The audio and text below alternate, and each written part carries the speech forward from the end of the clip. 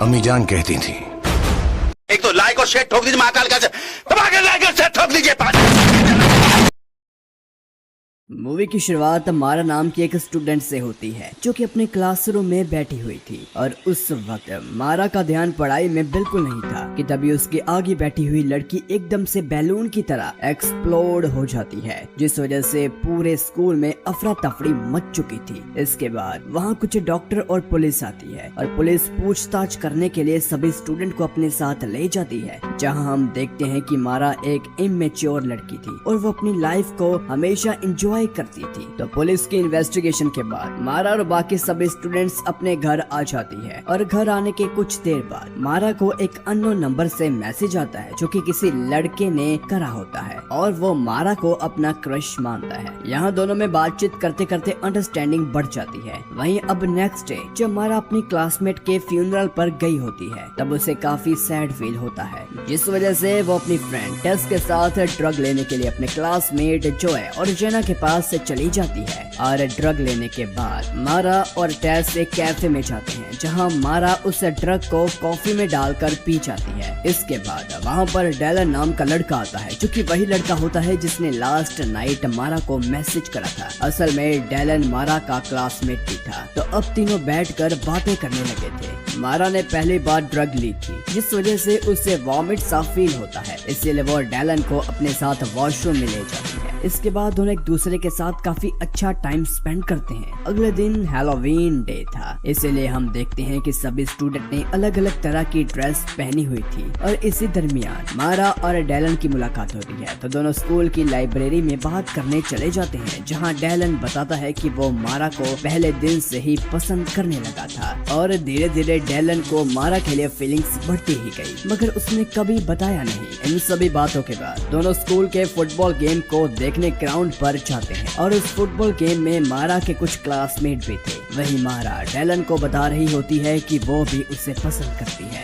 मगर तभी उसका ही एक क्लासमेट ग्राउंड के बीचों बीच एक्सप्लोड हो जाता है, जिससे ग्राउंड में मौजूद सभी लोग भागने लगते हैं। साथ ही मारा और डेलन भी अब वहाँ से निकल चुके थे। तो इस इंसिडेंट की न्यूज पूरी सिटी में फैल जाती है और सभी लोग मानते हैं कि ये कोई श्राप है जिसकी वजह से सभी स्टूडेंट एक एक कर एक्सप्लोड हो रहे हैं। और मारा जब अपने घर आती है तब हमें पता चलता है कि मारा का स्कूल फिलहाल बंद हो गया है। उसी रात मारा के क्लासमेट ने एक पार्टी रखी हुई थी और ये पार्टी उनके दो क्लासमेट्स के लिए डेडिकेटेड थी जिनकी हाल ही में मौत हुई थी। तो पार्टी में मारा और डेलन भी आए हुए थे, मगर कुछ देर बाद दोनों बाहर जाकर हैंग आउट करने लगते हैं और तभी एक दूसरे को किस भी कर लेते हैं। लेकिन इसी बीच पार्टी में एक दूसरे स्टूडेंट की मौत हो जाती है और अगले दिन रोजेटी नाम की एक FBI एजेंट मारा और टेस से पूछताछ कर रही होती है। दरअसल रोजेटी को लग रहा था कि ये इंसिडेंट किसी ड्रग की वजह से हो रहा है, इसीलिए वो मारा और टेस से ड्रग मंगवाती है और रोजेटी उनसे इस वे में ड्रग मंगवाती है ताकि दोनों को लगे कि वो भी ड्रग्स का यूज करती है। तो इसके बाद मारा ड्रग लेने के लिए फिर से जॉय और जेना के पास से जाती है,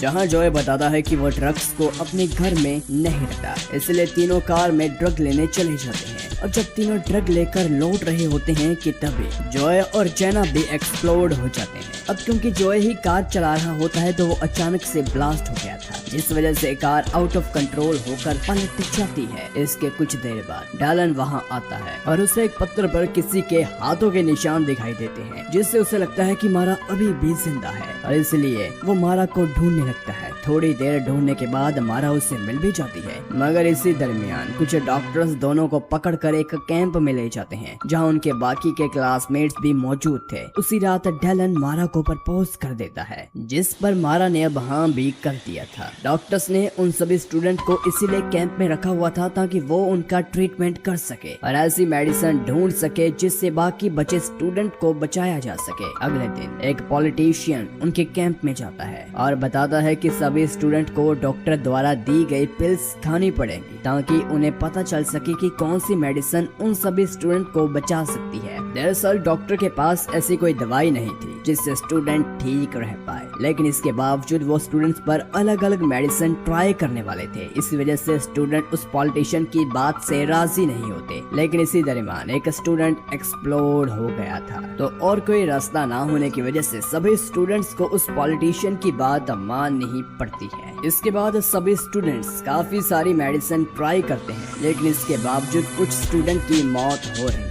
और कुछ दिनों बाद फाइनली उन्हें एक ऐसी मेडिसिन मिल गई थी और उस मेडिसिन को खाने की वजह से काफी दिनों से एक भी स्टूडेंट की मौत नहीं हुई थी। तो अब सभी स्टूडेंट्स उस मेडिसिन को लेकर अपने अपने घर चले गए थे। अगले दिन मारा डैलन को अपने घर बुलाती है, जहाँ दोनों इंटीमेट होते हैं और एक दूसरे के साथ अच्छा टाइम स्पेंड करते हैं। और जबकि सब ठीक हो चुका था तो उनके स्कूल भी अब खुल चुके थे और बाकी बचे हुए स्टूडेंट्स स्कूल अटेंड भी कर रहे थे। इसके अगले दिन उनके क्लास में डॉक्टर आती है और वह उन्हें सेफ्टी के लिए कुछ इंस्ट्रक्शन दे रही होती है कि तभी एक एक कर सभी एक्सप्लोड होने लगते हैं, जिस वजह से बचे हुए स्टूडेंट्स काफी डर जाते हैं और वहां से भागने लगते हैं। इसी अफरा तफरी के बाद जब डैलन और मारा मिलते हैं तभी मारा के सामने ही डैलन भी एक्सप्लोड हो जाता है और इसी इंसिडेंट से मारा काफी डिप्रेस्ड रहने लगी थी। उसने ड्रिंक करना चालू कर दिया था, उसके हाथों में हमेशा शराब की बोतल ही रहने लगी थी। एक दिन टेस जब स्कूल जा रही थी तभी उसके सामने मारा आती है, तो टेस उसे स्कूल चलने को कहती है, मगर मारा मना कर देती है, जिससे दोनों में बहस हो जाती है। इसके बाद मारा एक मॉल जाती है और शराब की बोतल चोरी कर लेती है। तभी वहाँ रोजेटी आती है, मगर मारा उस शराब की बोतल से रोजेटी की कार का ग्लास तोड़ देती है। और जब इसकी खबर मारा के डैड को पता चलती है तो वह मारा पर गुस्सा करते हैं, लेकिन मारा सॉरी बोलने की बजाय अपने डैड से भी बहस कर लेती है। और इसी तरह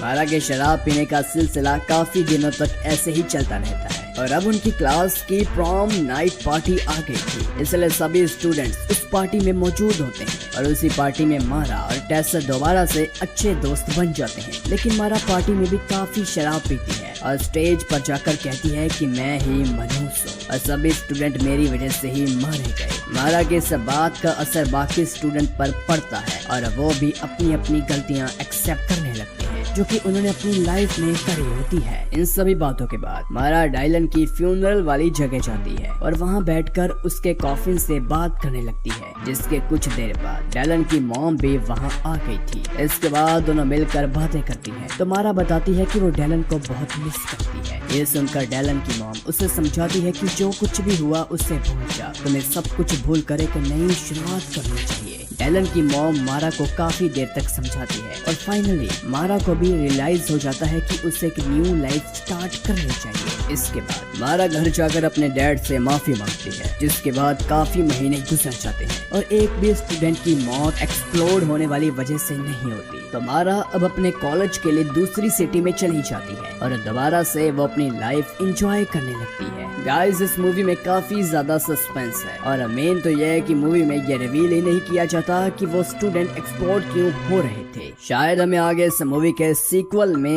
इसका रीजन पता चल जाए और इसी सस्पेंस के साथ हमारी मूवी यहीं पर खत्म हो जाती।